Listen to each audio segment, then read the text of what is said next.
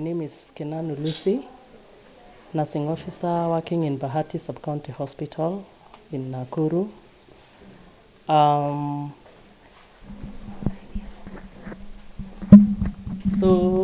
Yesterday around 9 p.m. we received 7 children from Subukia, rating between, the youngest was 1.5 years and the oldest was 18 years, all of them from same family, same father, same mother, with vomiting and abdominal pains. And taking the report, it was learned that they picked mushrooms from the surrounding near their home. They prepared and ate. And actually, they ate around 7:38. And by the time they were arriving here, around 9, they were weak, they were vomiting, and they actually were very sick. Okay, resuscitation was done, and they were admitted in our ward. Management has continued, and by now, as we go to the air, they are stable, and they are good, actually fit to go home. All of them, from the youngest to the oldest. And it raises a lot of concern because, of course, there has been famine that has been so much talked about, and this is an evidence of exactly what is happening, that our whole family, what they had for supper was mushrooms picked by the children. Of course, with the rains that have set, there are so many mushrooms that are all over in the field. It is critical to really understand which ones are edible and the others are very, very poisonous. Because like those children, they only prepared 3 pieces. Not that it was a lot for them to eat enough to full. But by the time they were coming here, within about 35 to 1 hour, they were very sick and very weak. Meaning, had they had enough amount, I don't want to imagine what would have happened. So it is critical, it is very important that anybody, when you want to consume mushrooms, there are some which are delicacies, which are nice, but the others are very, very poisonous.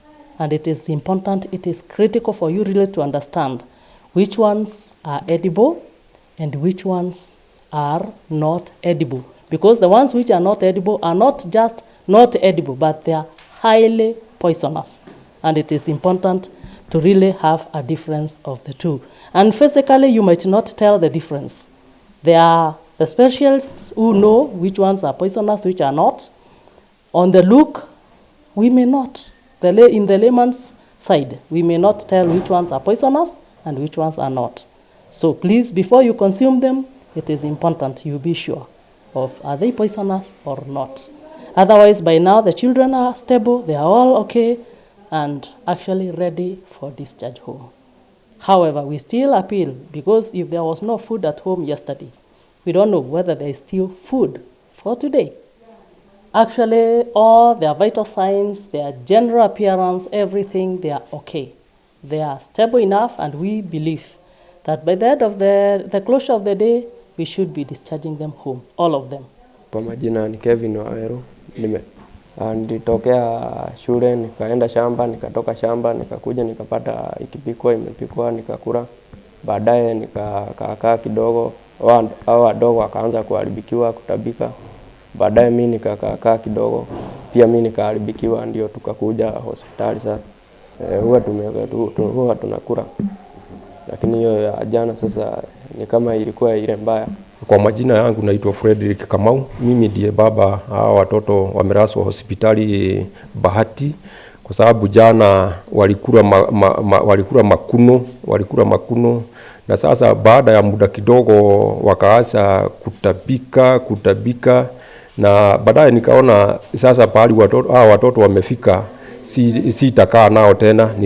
Nilijaribu kutafuta usaidizi, wakapelekwa Maseno dispensary, kutoka Maseno dispensary wakatumwa hapa Bahati.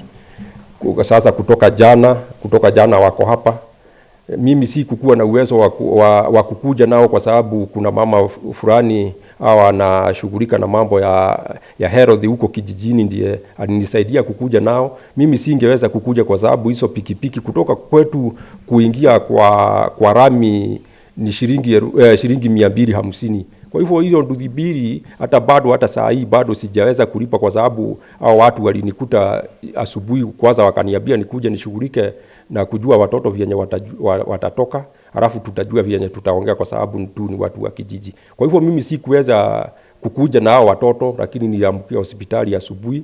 Sasa nikakuta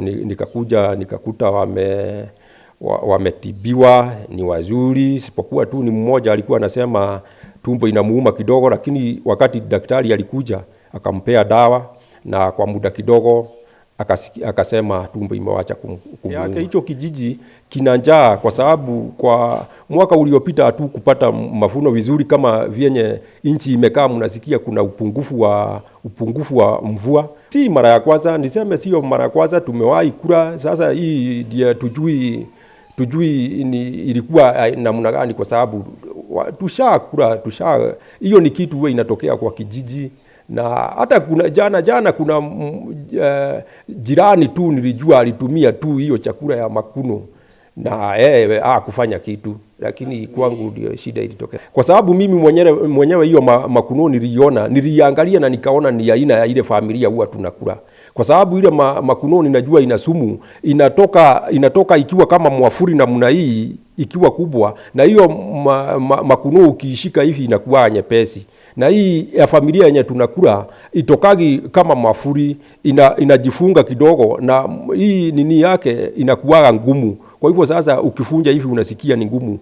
Kwa hivyo sasa tunajaribu kuangalia enyewe, tunajua kuna ile ina sumu, lakini ile hiyo enyewe walikula nilikuwa nafikiria ni ile ina sumu kwa sababu mimi mwenyewe niliangalia, hata mama yao aliangalia.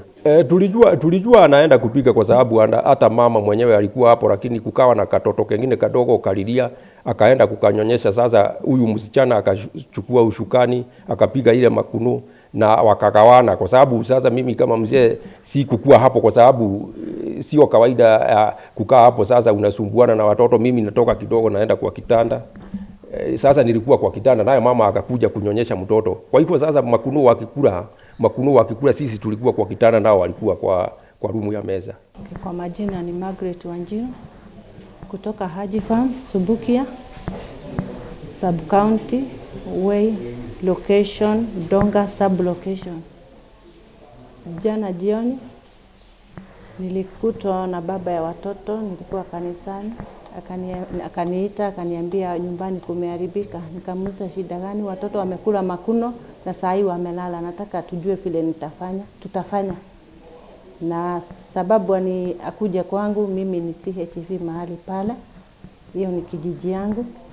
Mimi nilitoka hata si kuendelea na kanisa, tukaenda tukatafuta boda, nikawapeleka kwa dispensary, wakapewa first aid, tukaitwa ambulance, tukaletwa hadi Bahati,